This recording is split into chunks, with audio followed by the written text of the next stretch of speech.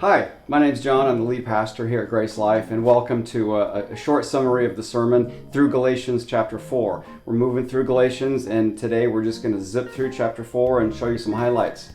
So how would you finish this statement? I am what? I am a father, a son, a doctor, lawyer, or is it darker? An alcoholic, an addict, a psychopath, whatever. The point is, however we think about our identity really impacts our behavior, doesn't it? And that comes up very clearly in chapter 4 of Galatians. And so Galatians, he starts the letter in chapter 1 and he says, I'm astonished that you're so quickly deserting him who called you in the grace of Christ and are turning to a different gospel, which isn't really another gospel. It's not another of the same kind. But there are some who want to trouble you and want to distort the gospel of Christ. And so there's these false teachers that are tempting and instructing the people of Galatians to move towards the law, embrace the law, and try to grow spiritually by doing the law. And Paul says that absolutely won't work. He finds it a bit ironic that the people of Galatia, they want to do the law, they want to be under the law, but Paul says, you don't even know what the purpose of the law is. The law was temporary. See, the Jews thought the law would be forever. And Paul discovers that the law was temporary. Listen to this verse in chapter 3, verse 19. Why the law then? It was added because of transgressions until Christ. See that temporal word, until Christ? That the offspring should come to whom the promise had been made. This goes back to the Abrahamic promise in Genesis 12. So Paul says the law starts at Mount Sinai, Exodus chapter 20, the Ten Commandments, and it only lasts until the one to whom the promise was made, and that's Jesus Christ. So think of the law this way. It starts on Mount Sinai with Moses, and it ends on Mount Calvary with Jesus. That's a revelation to the Jews. They think the law is going to go on forever, but Paul says it wrapped up and it was finished in Jesus on Calvary. And then he says, tell me, you who desire to be under the law, don't you listen to the law? That's a very interesting phrase, isn't it?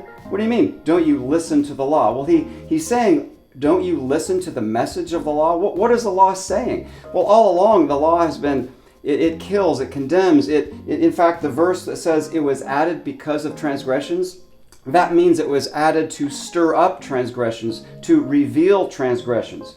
So Paul is saying the law is designed to reflect your condition, was never designed to fix your condition. Think about this morning. You got up, you went to the bathroom, you looked into a mirror. The mirror is designed to reflect your condition. It was never designed to fix your condition, right? And so this is what the law is. It's designed to reflect and stir up and magnify our sin, our shortcoming, and it condemns us. The purpose of the law, Paul has been arguing in Galatians, is to point us to Jesus, okay? And then he goes on and says, before faith came, we were held captive under the law, imprisoned until the coming of faith would be revealed. So then, the law was our guardian until Christ came, in order that we might be justified by faith. But now, listen to this, but now that faith has come, we are no longer under a guardian or a tutor. You ever have a tutor? I had a tutor in seminary. I was studying Hebrew and it was super hard, and I thought, I just want to pass the class. So I got a tutor and studied, passed the class, and then I don't talk to the tutor anymore. My time with the tutor is over. It's done. That tutor was until I passed the final exam. And so Paul is saying here, the law was until you could relate to God through faith based on the promise, and that is when Christ came on Calvary. So, and then he wraps up this chapter with this little story going back to Genesis 16 and 17 about these two women, and he kind of asks them, well, who's your mama? Do you descend from Hagar or do you descend from Sarah? And he makes this case that Sarah and Isaac, they're the free woman, and all the Jews are going to be like, hey, we're Abraham's child, and we work from Sarah and Isaac, and that whole line, that's who we are. And you stupid Gentiles, you come from Hagar, the slave woman, and Ishmael, and the rejects. Well, Paul twists this on them, and he says, no, in fact, the Gentiles descend from Sarah and Isaac. They're free because they relate to God through the promise, through faith. And you Jews, you descend from Hagar, You're all bound up in law and the slavery, and you're outside because you're trying to earn what God is freely giving. And so that had to be kind of a shocker for them. But the key there was relating to God through the promise, through faith, all right?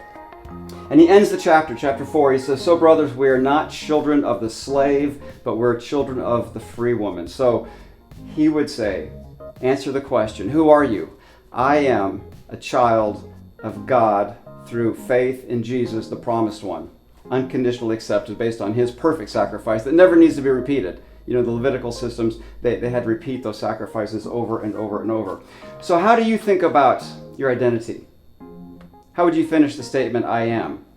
Pay attention to that, and I invite you to focus, to meditate on the finished work of Jesus and your identity in Jesus, who he says you are, and maybe not who you think you are, who you feel you are. We all fall short, right? We all sin.